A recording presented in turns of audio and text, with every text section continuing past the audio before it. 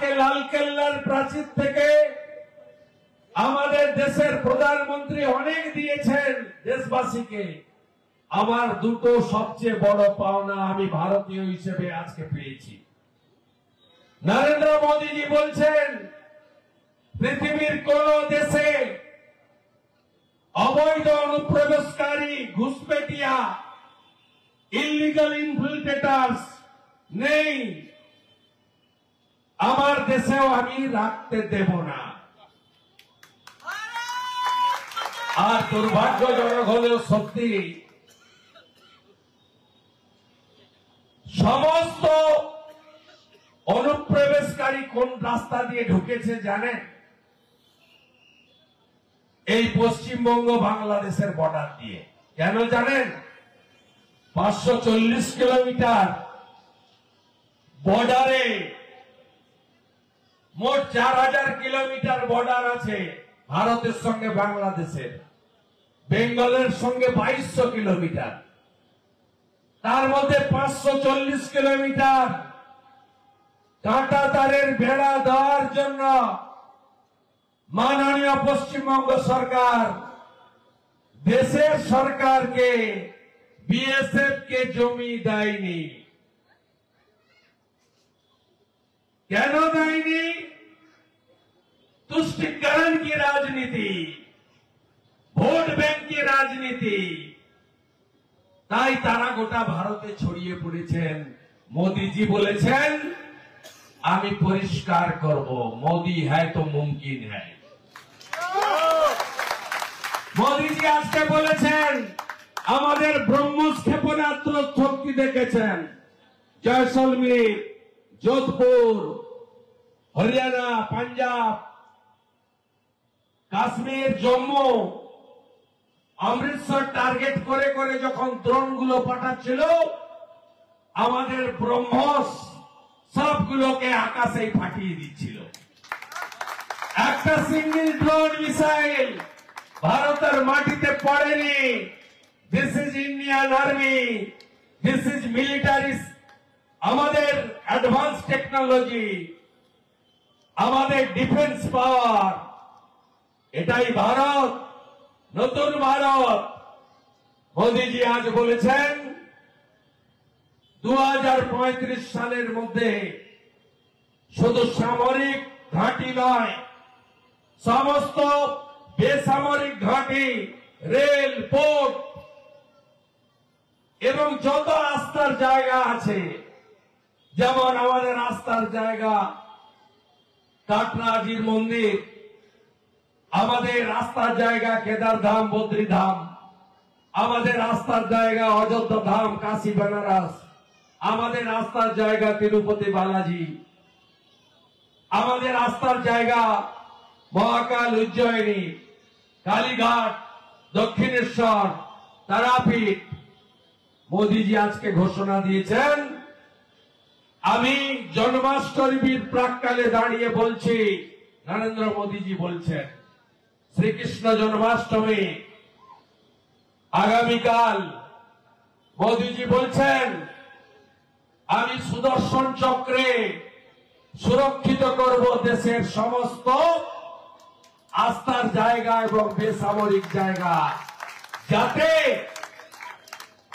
যত বড় শক্তিশালী দেশ হোক না কেন কেউ যেন ঢুকতে না পারে। ভেদ করে আমি সুদর্শন চক্র বানাবো আজকে ঘোষণা করেছেন। এটা আমাদের কাছে বড় প্রাপ্তি। স্বামী বিবেকানন্দ তিনি সব সময় দেশকে পুজো করতে বলতেন। স্বামীজিকে দেখে ভগিনী নিবেদিতা, যার আসল নাম মার্গারেট এলিজাবেথ নোবেল, কলকাতা চলে এসেছিলেন। অনেক বড় লোকের বাড়ির মেয়ে, সব ছেড়ে কলকাতায় সেবা করতে এসেছিলেন। একটা বই লিখেছিলেন, বইটার নাম হচ্ছে the master as I saw him, অর্থাৎ আমার গুরুদেবকে আমি কি চোখে দেখেছি। তাতে তিনি বলছেন the queen of adoration was his motherland. স্বামী বিবেকানন্দের চোখে আরাধ্য দেবী কে ছিলেন? আরাধ্য দেবী ছিলেন ভারত মাতা। নেশন ফার্স্ট, পার্টি পরে, ব্যক্তি আরো দূরে। Nation first. দেশ যদি শক্তি থাকবে, আমরাও মজবুত থাকব। নরেন্দ্র মোদীজির নেতৃত্বে 14 সালে আমরা 12তম অর্থনৈতিক দেশ ছিলাম, আজকে 4র্থ অর্থনৈতিক দেশ। কিছুদিনের মধ্যেই আমরা 3য় অর্থনৈতিক দেশে পরিণত হব। আমরা শুধু নিজেদের কোভিড দিই, পৃথিবীর 55টা গরিব দেশকে ভারত বিনামূল্যে কোভিডের ভ্যাকসিন দিয়েছে। তাই আজকে প্রত্যেক বছর পরপর 3 বছর সবচেয়ে জনপ্রিয় নেতার নাম পৃথিবীতে 1 নম্বরে উঠে এসেছেন নরেন্দ্র মোদীজি, যার আরাধ্য দেবী হলেন ভারত মাতা। সবাই ঐক্যবদ্ধ থাকবেন। এত মানুষ, উৎসবের পরিবেশ। আজকে ভারত মাতার পুজো করবেন আর কালকে শ্রীকৃষ্ণ জন্মাষ্টমী পালন করবেন। রাধে রাধে। আর 16ই আগস্ট ভুলবেন না। 1946 সোহরাবুর্দি মোহাম্মদ আলী জিন্নার ডাকে ডাইরেক্ট অ্যাকশন ডে ডিক্লেয়ার করেছিলেন। শহীদ মিনারে জমায়েত করে কলকাতাতে 10,000 হিন্দু কতল করেছিল। The great Calcutta killing day tomorrow. Gopal Mukherjee আর জুট মিলে কাজ করতে আসা বিহারি বন্ধুরা, শিখ সম্প্রদায় একসঙ্গে জোট বেঁধে যে ভাষায় কথা বললে ওরা সন্তুষ্ট হয় সে ভাষায় উত্তর দিয়েছিল। তাই great Calcutta killing day, Noakhali গণহত্যা কেউ ভুলে যাবেন না নতুন প্রজন্ম। আর আজকের দিনে মোতাবাড়ি, ধুলিয়ান, শামশেরগঞ্জ, মহেশতলা কেউ ভুলবেন না। বাটেঙ্গে তো এক रहेंगे তো।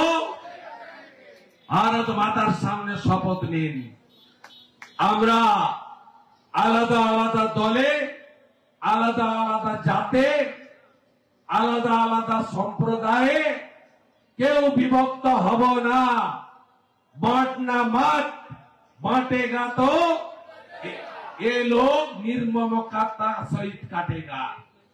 তাই বীর শিবাজী মহারাজকে স্মরণ করে পশ্চিমবঙ্গকে ভারত মাতাকে অন্তর্ভুক্ত করেছিলেন ভারত কেশরী ডক্টর শ্যামা প্রসাদ মুখার্জি 1947-এর 20 জুন।